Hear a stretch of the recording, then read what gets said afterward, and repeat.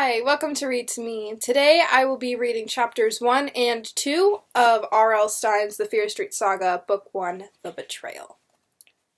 Part 1. Wickham Village, Massachusetts Colony, 1692. Chapter 1. The fire crackled softly. A loud pop sent a shower of glowing red embers. Susanna Good uttered a cry of surprise and jumped back from the hearth. The embers died at her feet. After straightening the starched white apron she wore over her heavy dark maroon skirt, Susanna bent over the bake kettle to lift the heavy lid and peer inside. Behind her in the small boarding room, the baby started to cry. Susanna heard the floorboards creak as her mother made her way to the cradle to see what the problem was. "Susanna!" Martha Good's tone was scolding. "You have wrapped George too tightly again. The poor baby can barely breathe." "The blanket is too small. I had trouble covering him," Susanna complained, still bent over the kettle, a few long golden curls falling out of her bun and over her face. "The blanket will have to do," her mother replied. "It is the best we can afford." She lifted the squalling baby and held him up to her face. Poor George, what did your sister do to you?" Susanna sighed. "These biscuits are taking so long to bake." Martha Good stepped up behind her. George's cries had softened to quiet whimpers as he lay his head against his mother's stiff white collar. "The fire is too low," her mother said, shaking her head disapprovingly. You cannot bake in those dying embers. Put more wood on, Susanna." Frowning, Susanna straightened up and tossed the locks of escaped hair behind the white collar that covered the shoulders of her dress. "We need firewood." Susanna was tall and thin. She had sparkling blue eyes, creamy pale skin, and dimples in both cheeks when she smiled. Whenever Martha Good found Susanna gazing into the looking-glass or toying with her golden hair, she scolded her with the same words. "True beauty comes from deeds, not appearance, daughter." As Puritan, Susanna had been endlessly taught the virtue of modesty. She had been taught that all righteous people are beautiful, and the same in the eyes of the Maker. She felt embarrassed whenever her mother caught her admiring herself, as if her mother had peered inside her soul and found it flawed and unworthy. But at 16, Susanna felt stirrings that excited her as much as they troubled her. She found herself thinking of a certain boy, daydreaming about him as she worked. And she couldn't help but wonder if she was pretty enough to win him over all the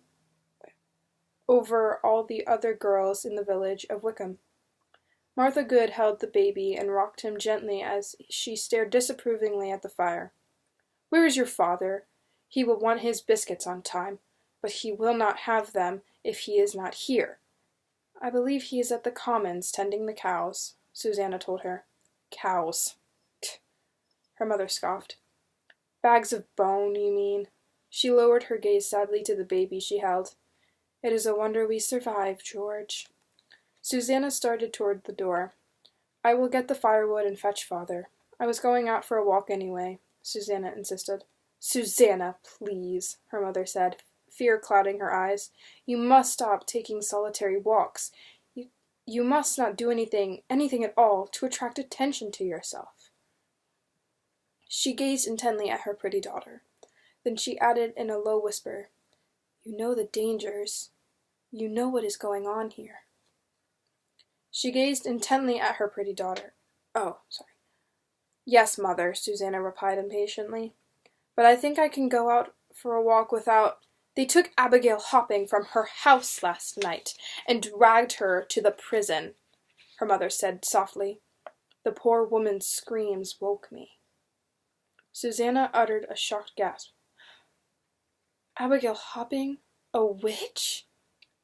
"That's what Benjamin Fire says," Martha Good replied, swallowing hard. "Benjamin accused Abigail of singing songs of the evil one as she prepared the evening meal." "I cannot believe that Abigail Hopping is a witch," Susanna said, shaking her head. "Has she confessed?" "Her trial is at the meeting house tonight," Martha Good said darkly. "Oh, Mother! Will she burn like the others?" Susanna cried, choking out the words. Her mother rocked the baby and didn't reply.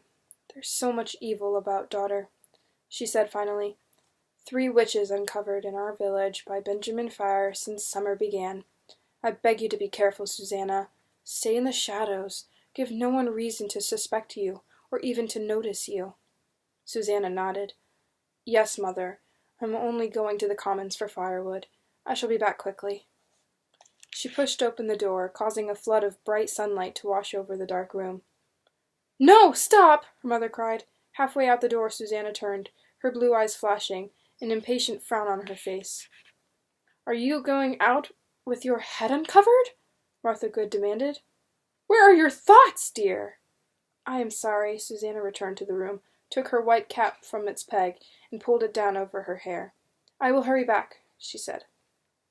She closed the door behind her and, shielding her eyes with one hand from the bright afternoon sunlight, made her way past the chickens pecking the dirt in front of the house. Susanna turned onto the path that led into the village, walking quickly, her long skirt trailing over the dirt. She passed the Hasleys' house. The glass for their windows hadn't yet arrived from England, Susanna saw. The windows were boarded up.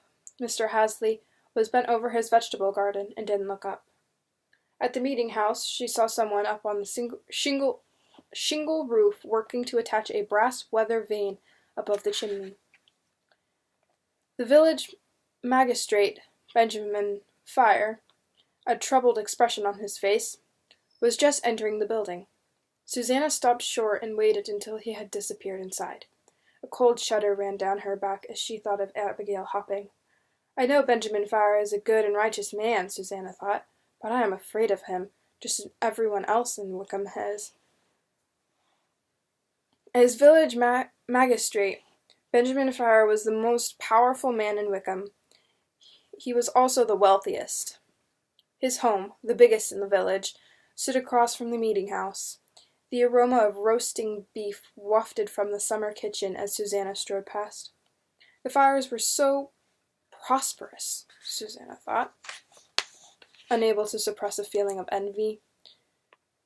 They won't be having biscuits and gravy for their dinner. The Fires can have roasted meat every night.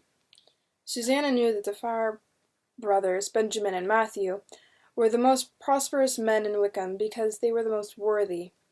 Since she had been a little girl, she had been taught that good fortune go to those who are the most righteous. Thus, Benjamin Fire became magistrate because he was the wisest, most pious man in the village. It was he who conducted the witchcraft trials, and he who insisted the guilty ones be burned, rather than hanged as they were elsewhere in Massachusetts. Benjamin's younger brother, Matthew, had a farm that prospered when others failed because Matthew Fire was more righteous and faithful than the other farmers. That was plain and simple knowledge. As she passed the meeting house and glanced toward the commons, Susanna found herself thinking about Benjamin's son, Edward Fire. Edward, where are you?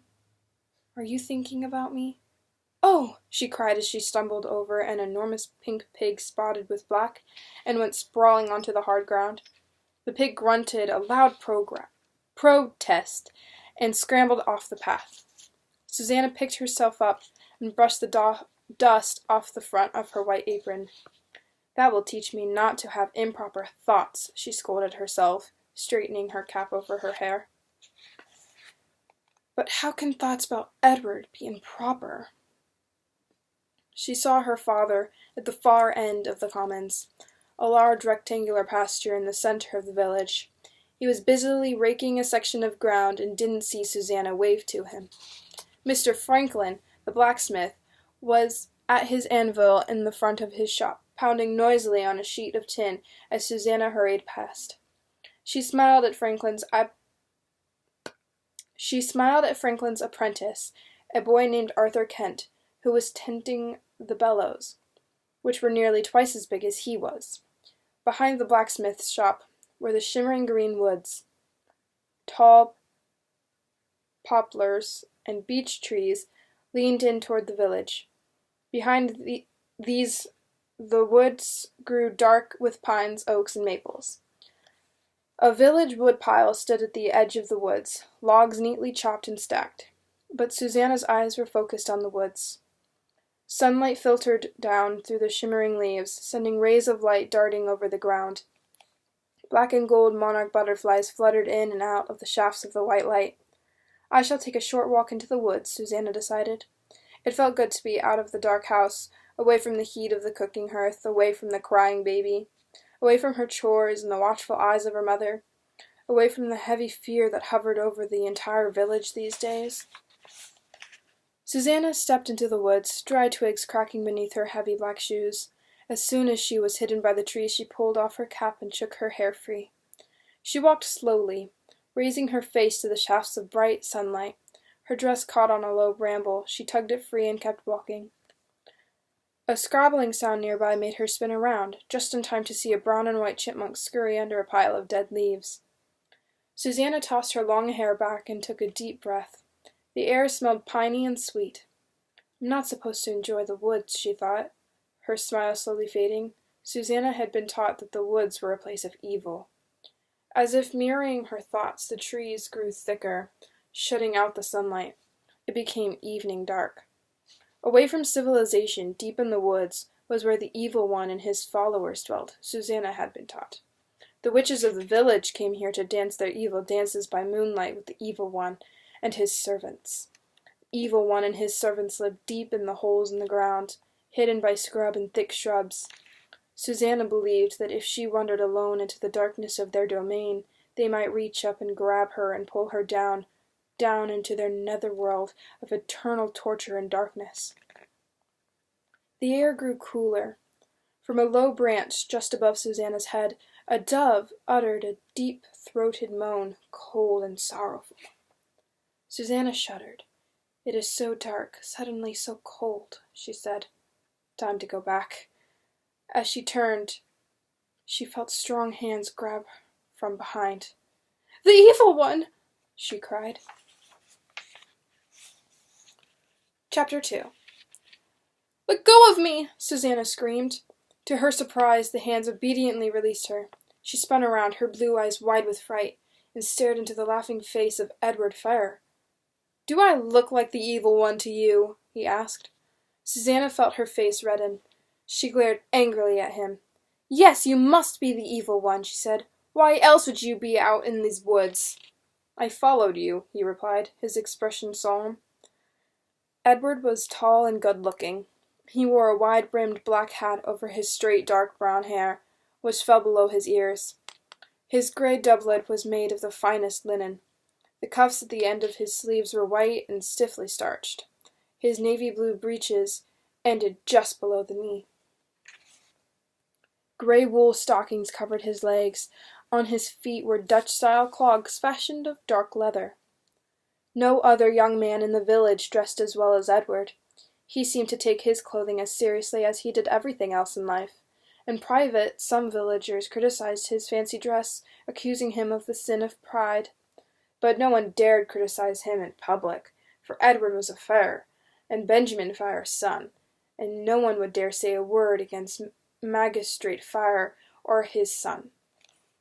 As the trees shuddered around them in a sudden cold breeze, Edward's dark brown eyes locked on Susanna's.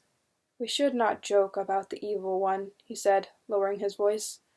My father says the evil one's slaves have overrun our village.